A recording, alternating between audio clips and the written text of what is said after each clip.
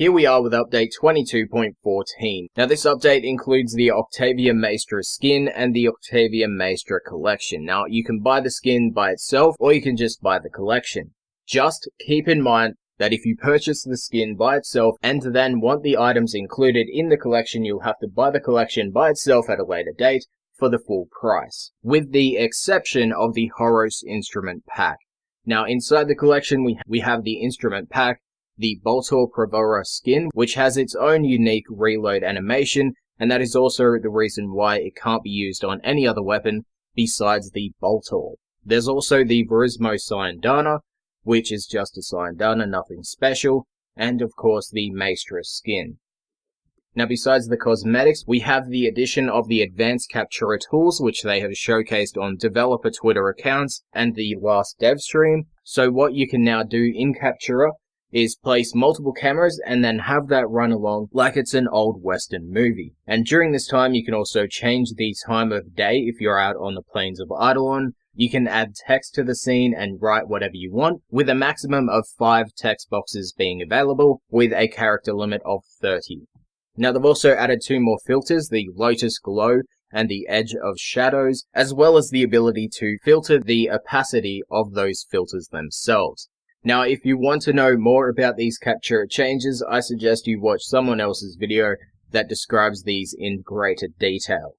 Now, moving on, we have some more changes to Arcanes, and the most notable change is the addition of Arcane Slots that aren't tied to your cosmetics. So now, if you want to use an Arcane, you can now use the same Arcane on multiple Warframes. So maybe you have one Arcane energized, you can now place that on your Necros, Octavia, Nova, whoever you want, just by using the Arcane slots in the mods section.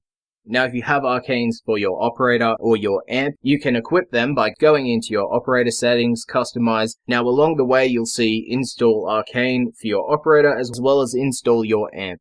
Besides this, they also gave the ability to upgrade multiple levels of your Arcane at once instead of having to do it multiple times with the release of Hotfix 22.14.2.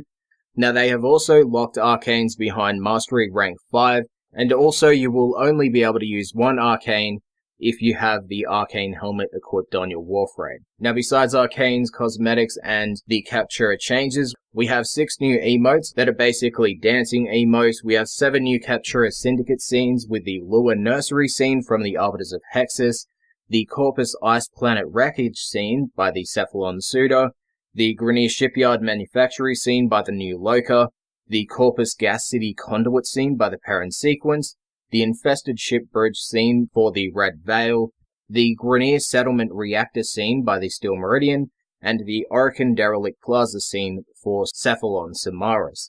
Each of these will cost you 100,000 Syndicate standing, so if you want to get them, farm it out or trade with other players through Trade Chat. Now we also have some more changes to beam weapons.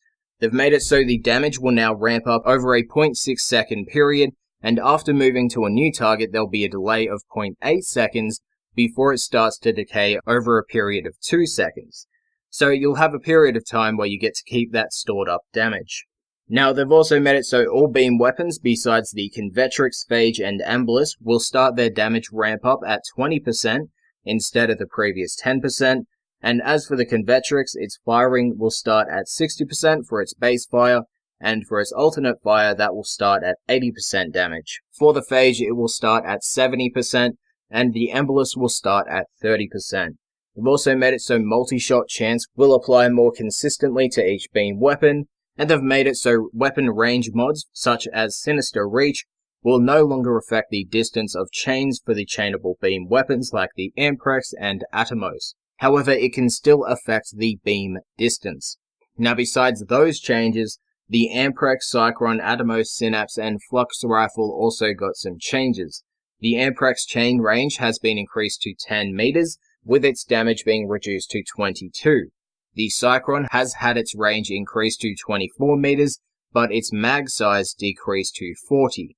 The Atomos saw its chain range increased to 7 meters, and the Synapse saw its range increase to 27 meters, and the damage increased to 20 as well. Now moving on, they made some changes to the UI for Excavation Missions. They have changed it from Total Cryotic Excavated to number of digs completed. This will make it easier for you to understand the excavation rotation. So now it'll be 1, 2, 3, 4, and that'll be A, A, B, C. Now moving onward, once again, there's changes to the Darshan. They have made it so upon mounting a Darshan, your Warframe will become invincible, and the enemies will attempt to destroy the Darshan before they kill you. They've also removed the ability to mount a Darshan while in transference, and there's also a bunch of fixes there as well. Now on to changes. They have removed the Law of Retribution, the Law of Retribution Nightmare, and the Jordis Verdict trials from the game. And for anyone that completed any of the trials throughout their period being in the game, you will receive the Invanti Sekhara, which is a pretty lazy reward if you ask me. But they have also adjusted the arcane drop tables in the Eidolons, so when you capture or kill a Eidolon such as the Terrorlist, Gauntlist, or Hydralist, you can check out the drop tables on the forum post if you really want to.